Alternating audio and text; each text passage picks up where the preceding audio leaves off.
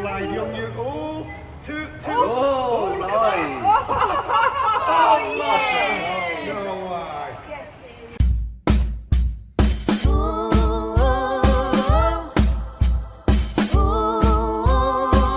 I've never claimed to be a good boy. That light is a long day, 'cause I got stuck in the war's grave. Once with bullets and one's in my head, but you made it so easy to let go. Now I'm all alone, and the shore's deafening. So I will walk away the devil. My rivals best be careful, 'cause when you're already dead, there's no gun at your head. You're finally free. I shook hands with the devil. All this time best be careful, 'cause when you're already dead, there's no rope for your neck. You're finally free. Yeah, I'll walk with the devil.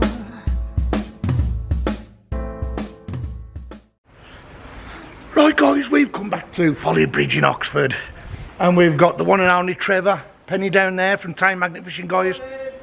There he is. Go down over to his channel on Facebook. Go onto his page and give it a like and a follow. And they're awesome lads. The rest of the lads ain't out today, just Trev. So let's see what we all get today, guys. We haven't got Steve and Alison with us. It's ever so quiet, isn't he? And I've just gone and pulled up a damn spoon. So there you go. That's my day sorted. I've just got that. I think it's part of a little penknife rod, probably too far gone. And that does look like part of a gun, but is it?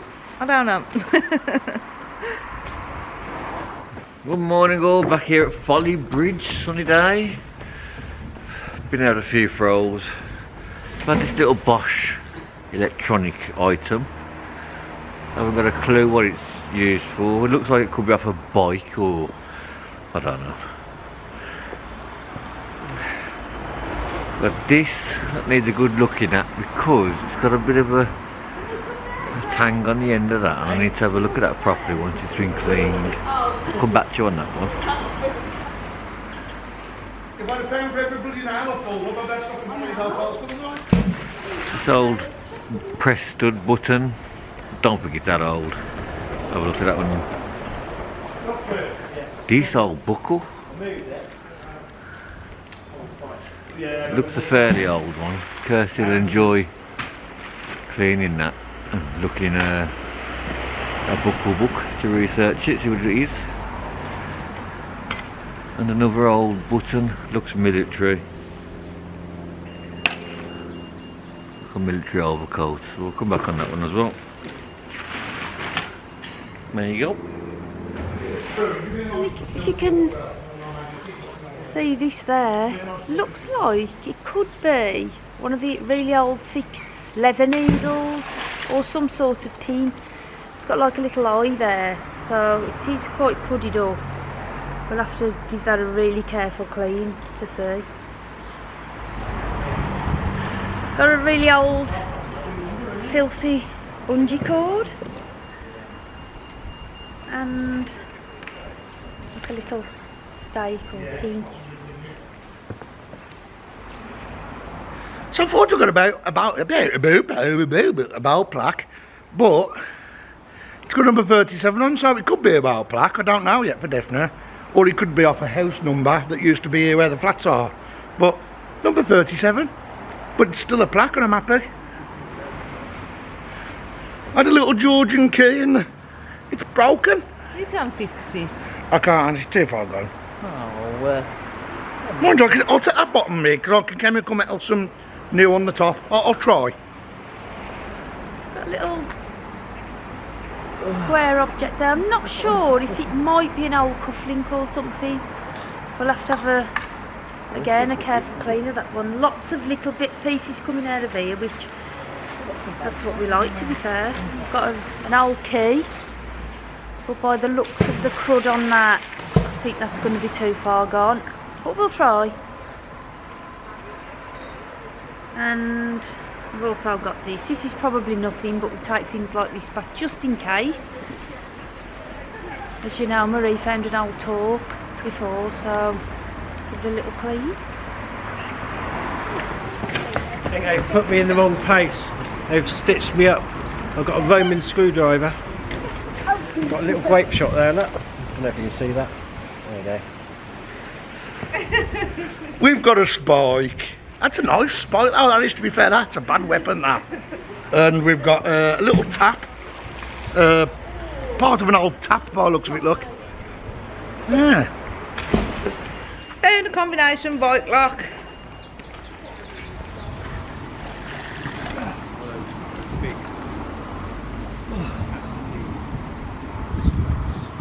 Oh, yeah. Oh, it's one of the old bike spikes. That's nice to get that out of the water. Well, they're still got air in the tyres. Might be a rider.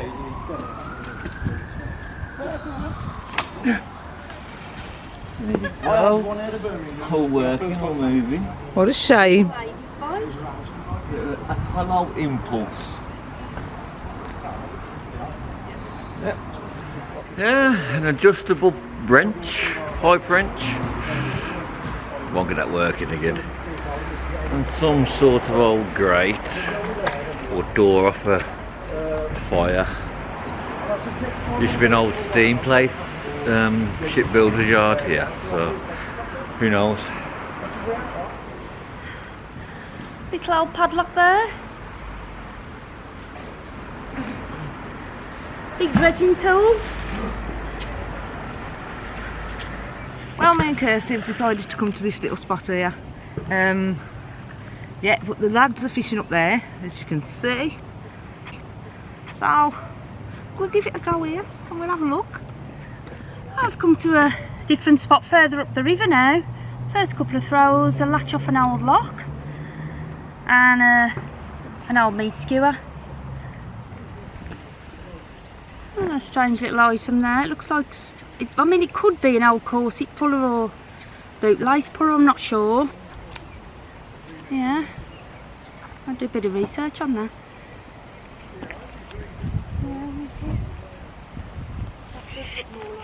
Yeah. Well, I've got that. I haven't a clue what it is, so I'm going to take it back because I need to find out as we do. But it's got like a little cog, little cog in it. I don't know. And that funny thing as well, a little loop. An ex-coat hanger, a little modern rubbish.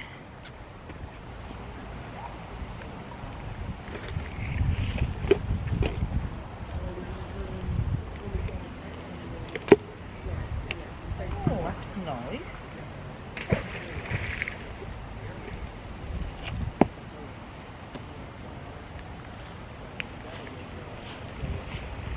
Well, I have to say I like that. Got a ball on top, but I think it's probably off an old poker or something. There's a smaller ball down the bottom. So yeah, I'm taking that back for a clean up. And yeah, I think that would have been an old pan. Trying to find where the handle would have been, but no, can't find the handle unless it was like a flan base. But again, I'll check that. Got some brakes off a bike, but I've had that. I think it would have been a D-buckle. Bit squashed in now, I think. So,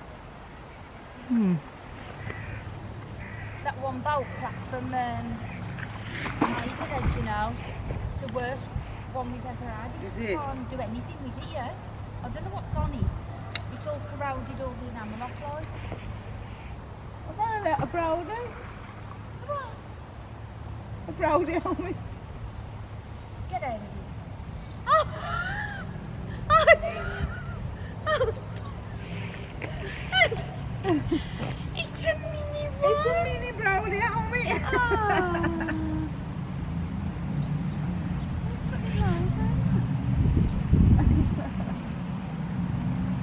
Who do you think you're walking in, Mr. Hitler?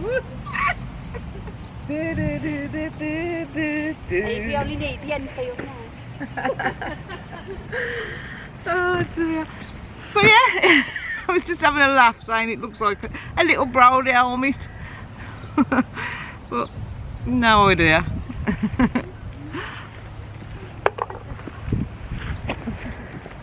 Big gating.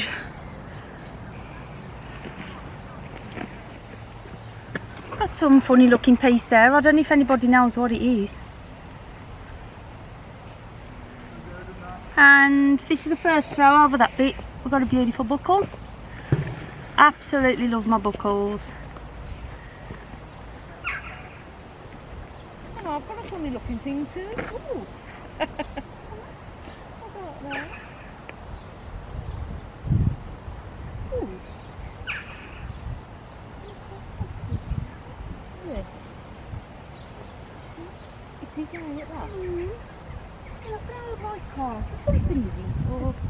Well, basis. Yeah. Well, that's an unusual one. Need your help. Got that. And as you can see by that end there. But not sure if you can see on the camera, but that's actually wood. Looks like that's wood there. So, it's unusual.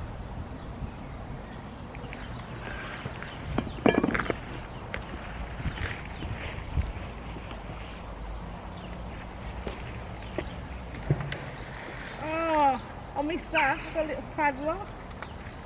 Little padlock. Yeah. Oh, lovely. Oh, look. Oh, beautiful. Look at that for a little padlock. I hope you can see it in this sun. She's quite bright today.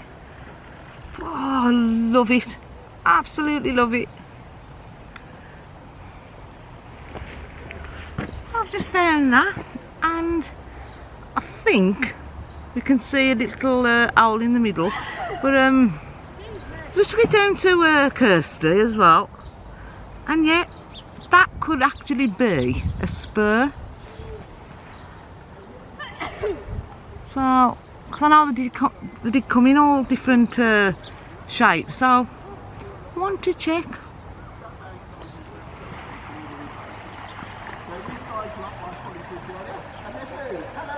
Hiya! How's it going?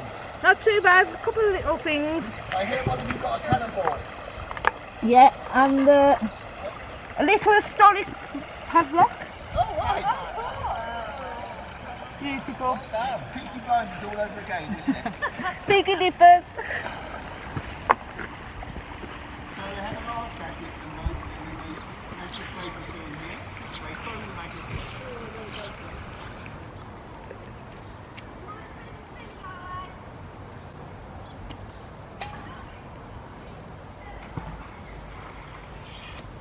I found a ring. Oh. Well, I think, guys, that might be a ring. Yes. Wow. Be nice to see that cleaned up. Glenn, I hope you can clean it up. Yeah, that looks like a ring. Yes, yeah. This is in fact an Anglo-Saxon spiral ring, an astonishing piece of history dating back to between the 5th and 11th century. These rings are renowned for their cultural stories, and the materials used were also indicators of the wearer's wealth and social status. The top part of the ring, with its spiral pattern, was not only decorative but also symbolic, potentially representing eternity or the circle of life, a testament to the profound beliefs of the Anglo-Saxon people. Many of these spiral rings have been unearthed in burial sites, suggesting their importance in both life and death, as they were often placed in graves as grave goods believed to provide protection or signify the deceased status in the afterlife. What an amazing find, a piece of Anglo-Saxon jewellery, an important part of our rich Anglo-Saxon heritage. Got a bit of bumper. Probably off some pot. Looking at it. Unusual, isn't it, that? Got a tiny little piece there, like a silvery colour. It's only very slightly magnetic. Very unusual. Try and show you the other side. You see that there? Not a clue. I don't know if you can help me. Somebody's lost a hat. Oh.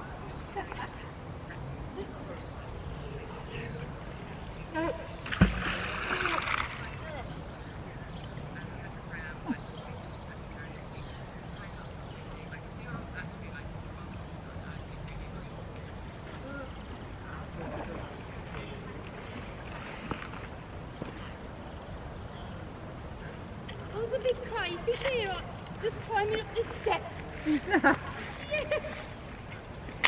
He's a big one.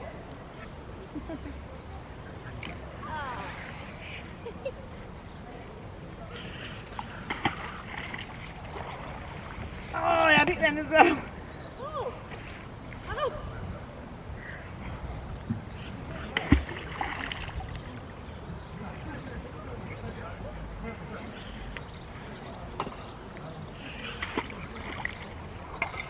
Yay! You got it. I got the hat. I quite like it. Oh dear, well we've just seen a hat floating down the river and it's quite a nice hat. What somebody's lost.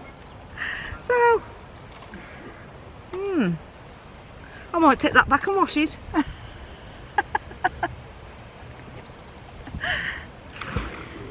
I might even do a restoration video, sis. I'll video me putting it in the washing machine. Getting it back out and pegging it on the line. You could have some corks off it. I've got another one, sis. What the bars? Yeah, with a ball. Oh, it's a different one. You'll have your set soon. I'll have my set and I've got a lovely knife as well. What do you get there? You get like a coal scoop, don't you? And I'm Poker. Yeah. And I'm taking back that back because that's unusual. Oh, a couple of things on that throw. I've got quite a nice knife. What appears to be another fire poker, but a different one. Different top to it. But now I'm taking this back as well because, again, you might not be able to see, so I might have to take a photo or something. Well, I found this, but it's twisted. Now I know they've done a lot of twisting years back. So yeah, look at that. Look how that's twisted. I hope you can see that on the camera. With that at the top. So I'm taking that back. I need to find out what it is.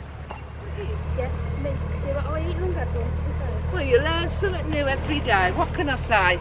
Kirsty's told me what it is. Because Nan had one. But apparently it's a meat skewer. So, there we go. At least we know now. So Trevor's had some finds, haven't you, Trevor? I have. I'm just going to scan round again for the back of your... he's on Facebook and they're on TikTok as well. So, yeah, go and check them out. But yeah, There nice. you go, so we've got a 1921 boat plaque. Oh, nice. We've got another boat plaque which has got nothing on it, unfortunately. We've got a cutthroat razor Oh, from no, I love that. I think that's lovely. World War II Bakelite handle. Not sure how that's going to clean up, but we'll see. And we've got an Avery weight. So that's my finds for today. Not too bad. Perfect. Happy Father's Day to all the fathers out there today, including myself, including my dad, who I've been to see yesterday, bless him, up in heaven. And he's not sending me much today, guys. It's a bit dry, but I've got an old tin out there. And I've got a ring that used to screw. I think it's a draw puller, actually, looking at it. I've got a barrel ring. I've got a meteorite. And a load of nails again. Yeah, the big wooden ball on top of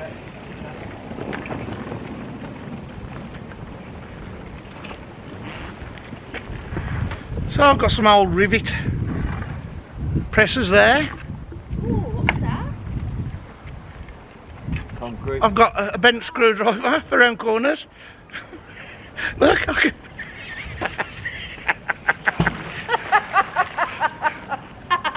Trev, I've solved the problem. You know, if you want to put a screw in round the corner, you just use this screwdriver, mate. Look. There you go.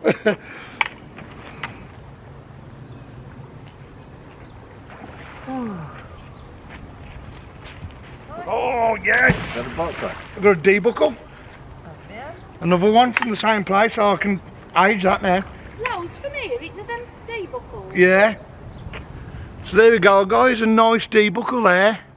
And as you've seen on the last video, these can go way back, right up to like World War II. So it's at least World War II. There you go, got a lock for my safe and a very old knife. I've got to give it you first when you get stuck. Piece of old chain, I think.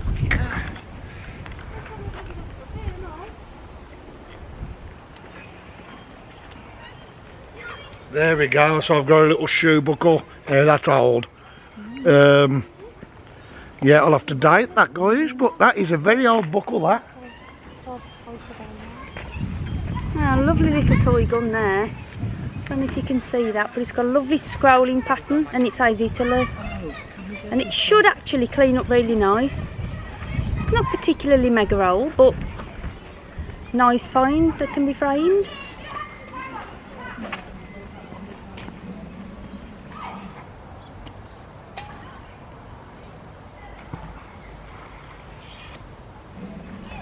A piece of broken gun.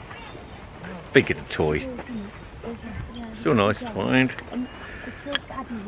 Got a blue bolt placky sort of thing, but no writing on it. Another one that's no writing on it.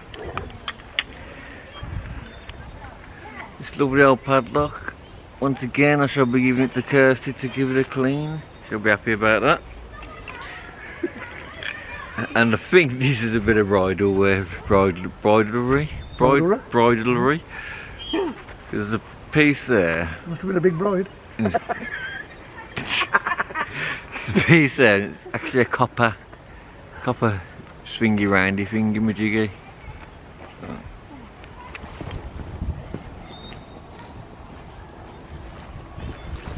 So I've just literally pulled out a bow hook thing.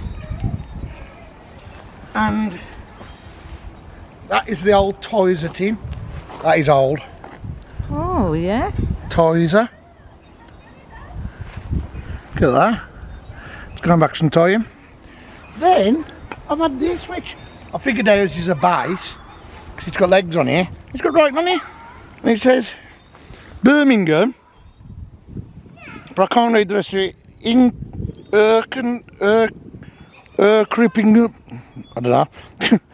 But I'll just clean that up and we'll come back to that. Yeah, definitely. There you go. Nice. Nice. In 1870, Frank Rippingill founded a company that would revolutionise the way people cooked and heated their homes. With a vision to create efficient and reliable oil-fuelled appliances, he began designing stoves that quickly gained popularity, catering to both domestic and industrial needs. Rippingill oil stoves became a household staple, especially in the rural areas, where coal or gas were not readily available. As the 20th century progressed, the use of electric and gas stoves began to overshadow oil stoves, gradually reducing their demand. Frank Rippingill oil stoves are now cherished collectibles that once brought warmth and comfort to countless homes. So we've got that. It is magnetic, but it does look like a money ring, so I'm going to take that back and turn it up. We've got some plates, we've got some nails and bolts, and we've got H-frame off a road sign. I've just got that with the lead coming off it, so obviously something electrical, maybe off a motorised scooter or something, I don't know. I've got a clue. Ooh. Part of a bucket, I think. I've got a numbered nail, apparently. It's quite old. Looks... It's got a bit of a green tinge to it, so it might be some sort of copper alloy. And an old Avery weight.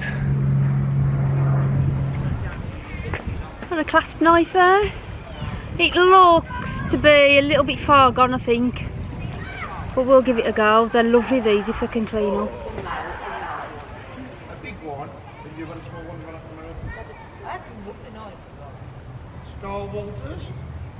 Queen, how you doing? Beautiful lady on you. Oh, two. Oh, nice! Look at that. That's amazing. That is a falconet. Yeah. Wow. You got enough balls. You can never have enough balls, can you, Mike? No. No. Oh wow. Now, how about that for a bit of live action then, guys? How about that? History. Jane McGreal, greetings from Massachusetts. Now, my new doctor, is actually from Boston, Massachusetts. And he says, howdy, Glenn. You got a little bit of pain in your rib? And I says, yeah. And he went, let me just give it a bit of a poke. And I screamed, and he went, don't be a girl. But I've got an inflamed cartilage. Oh, Jennifer Lamb's on as well, Clay's wife. How you doing, Jennifer, my sweetheart? Jennifer, next time we bump into you and Clay, you'll have to come and have a throw of these ropes. Get in, Marie. Quality find. Oh wow. Well, if you saw us on the live as it was, Glenn was doing the live on the Sunday. We was at magnet fishing, and So much tension on it. yeah, I pulled this out, and now I'm going to show it on the video. So, got a cannonball. Look, and you've always got to love a cannonball. A little cannonball. Perfect. Yes. Well, would you believe it? This actually turned out to be an inert ball grenade. And these early grenades were often made from hollowed out iron balls filled with gunpowder and fitted with a fuse. And with the 17th century seeing significant advancements in grenade design, the classic ball grenade emerged, characterised by its circular shape and iron casting. To prepare a ball grenade, gunpowder was carefully packed inside the iron shell, along with a fuse that was lit just before throwing. Timing was crucial, as the fuse needed to burn long enough for the grenade to reach its target, but short enough to explode upon arrival. Ball grenades played a pivotal role in 18th century warfare. Their ability to cause chaos and confusion amongst enemy ranks made them a valuable asset in both offensive and defensive operations. The ball grenade was a game changer in its time. Its simple yet effective design laid the groundwork for modern grenade technology, which has evolved far beyond its ancient predecessors. So while the ball grenade may seem rudimentary by today's standards, its historical significance cannot be overstated. And a nice little key. Definitely, mate. You're more than welcome. Pleased with that. I've got an old piece of tool. barb hook. It's a what? A tri-barb hook. Try what? A try what? A tri-barbed hook. I've got to try barbed hook. I wouldn't try it, just to try. Barbed hook. That's a shame about that can, because look at that. It's an old, I hope you can see that. An old Pepsi Cola. Look at that. Never mind. So we've got that piece there, which I'm going to take back and clean up. And look at that. Now, that is nice. I don't know what it is. It probably is something silly, but I'm going to have a look, see what it is. Oh look, I've got a half knife. I've got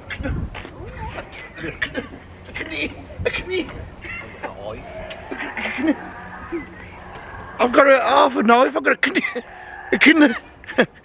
It's a wooden handled knife. How old that would have been if it was in one piece.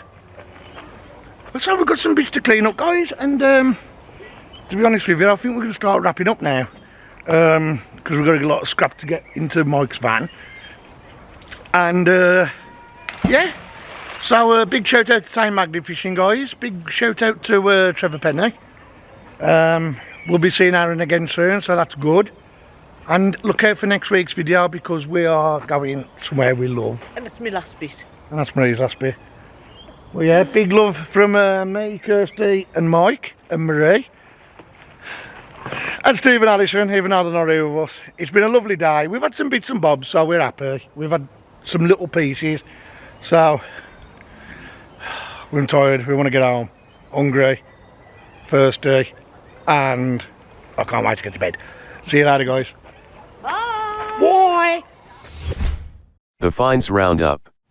Hello everybody, Peaky Dippers, and we went out with the lovely Time Magnet Fishing, guys. Oh, it was just Trevor, wasn't it? Yeah, just It Trevor. was just Trevor that week. But yeah, Time Magnet Fishing, guys, go across and have a look on his Facebook group and join, because they're putting some really good stuff out. Really good historians, to be fair to them, and they're putting some really nice stuff out. We pulled some nice stuff out that day as well. We did, really, didn't we? Now, I went there, and I ain't gonna lie, it's the first time I went to Oxford, and I thought, we're not having much. But, there's an old saying, isn't there? Check your crud. As you always do. So I'll check my crud. I'm going to show you the not so well things first, and then we'll get on to the history. So, I bet you're going to pick my poker up first, aren't you? Marie's poker handle. Why she wanted to bring this back, I do not know. I likes it. Well, it's a poker handle, and off an old fire poker. Mike, Peaky Dippers, that's going in the scrap, so that weighs a little bit there. That does. Now you pulled a funny shaped thing up, it looked like a little lion, didn't it? Or I pulled it up, I can't remember. No, I thought it was part of a Oh, gun. part to of a be gun. honest. Sorry, we thought it was part of a gun. And even I thought it was part of a gun. Because of all the crud that was around was it. difficult It wasn't. It was Oh, that. Which is like the handle of an old iron. how is it? I think so. We had a bit of electrical wire on the end of there. So, yeah, I think it's a handle of an old electrical Well, iron. this is why we say check your crud. Sometimes there might be something to Well, I try checked to out crud and it didn't turn out to be like that. So, there you go. Yeah, but the other cruddy bits did. What's that? Now, this wasn't a big chunk of crud. Now this, again, quite old. Don't know what it would have been. It could have been a fork, could have been a spade, it could have been anything. But that there, which, like a tang, would have gone into a little wooden handle. Like that. Oh, right, okay. Yeah. So, probably a little trowel or something like that. Your penknife.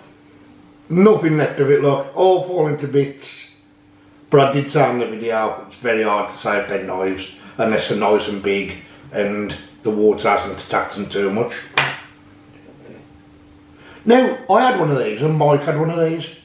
Mike had one that was plain, blue, and I had one that's got, if you can see that there, a 37 Now, I found one of these a couple of years ago in Oxford as well. It's actually hanging up in my back garden, which was a single number. This one's a 37. But I've got a funny feeling, and I'm going to have to really have a look at this, that around the waterways of Oxford, they seem to have these plaque house numbers. Or it's a boat plaque that we're not aware of, but it's got this, the two holes, the same setup as a boat plaque, but I think it's a house number. But it's just weird how I've had one out a couple of years ago, I had one out in Oxford again, and Michael had one the same day. So I'm really going to have a look at that. Hook. Little old hook in a chunk of crud, so I bought that back. It'll go in the rubbish. Right, now we're going to the interesting bits. I should go for this one because this one is more Victorian than the rest of the stuff. So this here, Marie did do a short on this, and I've painted it up. It's not perfect, but it says Frank Rippingill, yeah, of Birmingham. Now this, everybody was going, what is it? Well, what is it? What is it? This, to what we can see, is a 1800s An oil stove. The stove. oil stove. I put it on the video. I just forget what the Yeah, date Marie's put the history on. started out. But it's, yeah, But they're old, yeah, definitely old. an old oil filled stove. Before gas and electric came out. Before gas and electric, and before they had to start paying gas and electric bills. Yeah, so I'm going to be giving that to Mike and Kirsty because me and Mike like our Birmingham stuff, but I think that'll look nice in their house where they can perhaps put 10 pence in the meter or something, you know, for the TV. There you go. So that's that. I'm having that anyway. Then Marie had this. Now this. Yeah, And I called it a spur. it's not a spur. The spur goes around the back of the ankle. I know. And the rowel would fit onto the spur like that. So that's the rowel. This is a rowel, and I found a rowel on Google just like it, but it's saying it's quite modern. And when I say modern compared to the stuff we've had, it's probably, what, turn of the century, 1900. So it wasn't even worth going into the history of that, because what we've got down there in a minute, that is just a modern rowel. Right. Then we started in the history, and we're going for a 1500s Tudor D buckle. Right, so I've got a couple of these now. Can you tell by the patina, can you? You can tell by the patina, because when I clean up as well and I start seeing chrome coming through and stuff like that, I know it's a modern D buckle. Right. I found a modern D buckle on next week's video. Right. And, well, I'll give it away, but it's modern, and you can see that once I've rubbed it with my fingers, it is like chrome. So that's a modern one that's come off somebody's satchel. But this is you can tell by the patina, look. That is a Tudor 1600s D buckle. Then, So as normal, they make things better than they do now. oh yeah, hell of a lot better than they do now. So here and here and here, I don't think I showed these two. Listen to them. They've got a certain ring to them, and I know it sounds silly, but they have. And they're not very magnetic, they're very slightly like, oh, I'm lucky I've got it, kind of thing. We had 2 money rings and a third one there. Now, money rings was to wear, but there was also traded as money. That's why they're called money rings. Fascinating, isn't it? Yeah, so even though these ones would have fit the finger of a person, even though that one seems a bit big, this still would have been counteracted as like a trade counter back in the day. So if I wanted 2 of them apples off your store, So the big ones, but the big ones worth more than the little ones. I don't know. I don't know. But let's put it like this: 2 money rings. Let's say that was worth a bag of grain, Right, and then they went, oh, hang on, I need another 2 bags of grain. Then you'd probably give them that one. Something like that. But if you read about money rings, it's very interesting. Now, we're used to picking up the very small angulars, probably the size of my little fingernail. This angular brooch came up. It was all crudded up, and it did have a tang. That was at the very end of the video, where you were doing kind of the outro, saying bye-bye to everybody. Yeah. And I show that thing on there. Yeah. That's actually that, and it had a little tang on it, didn't it? I don't think it's called a tang, and it had a little pin on it, basically. Have you still got the pin? And it sat right in that little gap there, and it hung right the way down to the bottom one here, but it was just that rotten. Where is it? I don't know. So that's that. But it's still old. That's what? I forget what it's used for on the video camera. Right.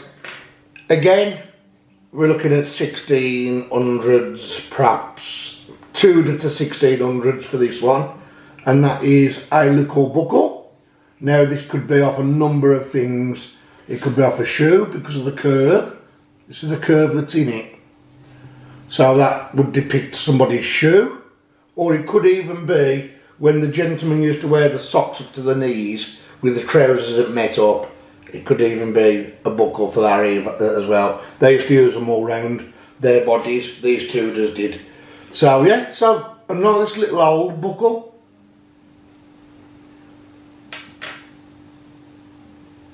What's he getting next? Murray pulled up a ring. Now we thought, is it a little funfair ring? Is it a little, you know, junky ring, you know? No. This ring, you've put the history on the video, so it's silly me going on about it, but this is a medieval ring, isn't it? Anglo-Saxon spiral. Anglo-Saxon, well, that makes medieval look modern. So if that's Anglo-Saxon, then we are going to have to do the right thing and just get it looked at by the museum, because if the museum have it and keep it, that's up to them, but at least we're honest, and if they send it back to us, it's like I said on the video, they use the spiral, cause they use it as a circle of life or something, and that actually bury them with the jewellery like that. So there you go. So that's a beautiful little ring. This. Now this. It's not on the video. It's not on the video. No. Oh right, so you didn't. I can prove this, and I'll probably get Marie to put a little short up actually about this. This is another rowel, but it's called a 4. It's called a 4 pinned rowel. So you'd have one like that, one like that, one like that, and one like that. 4 pinned. And that is dated to about 1350. So 1200 to 1350, it would be that rowel. So imagine the men on horseback. But I did hear off Trevor that the Romans and Saxons at that part of the river where we was did have a bit of a ding dong, and they chased the Romans across the river, and so that is a very, very early rowel. That is the oldest rowel I've ever found up to date so far. So that is 1200 to 1350. Wow. But last but not least, and we pulled it out on a live, was Marie's cannonball. I thought we pulled the cannonball out on the live. But it's not a cannonball, guys. It has got an hole in it, and when I've cleaned it out under the tap, all little tiny balls of, how can I put it, shot have dropped out of it. It's completely hollow now, but it's still got a good weight to it. And this is was it 1715? Well, there's that many different ones, isn't there, and different ages. But yeah, I think 1715 to Napoleonic, I would say. Napoleonic was typical of black powder. So this is a black powder ball grenade. That's what it's called, a ball grenade. You can see the seam. Can you see the seam on that? Yeah. Yeah. It's hollow, so it's inert now. And at the bottom you can see the remains, well, it's very worn, of a filler plug. which is, so obviously the little cork plug would have gone in the top with what's called a slow match, which is a piece of string that they'd have lit and it would have really slowly burnt. I think it had about 5 seconds. There was the first grenades, wasn't there, before any other kind of design or anything came out. There was all ball grenades, all different ones. So. And imagine how, I mean, even if you didn't want to throw it, imagine how far you could roll a ball grenade compared to a different one. So this is a lovely piece of history. I have seen one of these come up in magnet fishing before, but it was worse for wear. I'm not going to say who that was, but this one is mint. And you can see the seam that goes all the way around it where it would have been put together. And you can also see it's either where they cut off the sprue or it's where they've filler plugged it with the shrapnel, then put the cork, they'd put a little wooden cork in the top with a slow match, lit it. I'm doing that with a lighter, they wouldn't have had a lighter then, but they'd have lit it and then they'd have had 5 seconds to throw it and then it would have done the damage. So there you go. So let's just show you in one handful. I've probably got 1,000 years worth of history in one handful here. Perfect. And that feeling, and I don't care what people think of me, there's a ring here as well.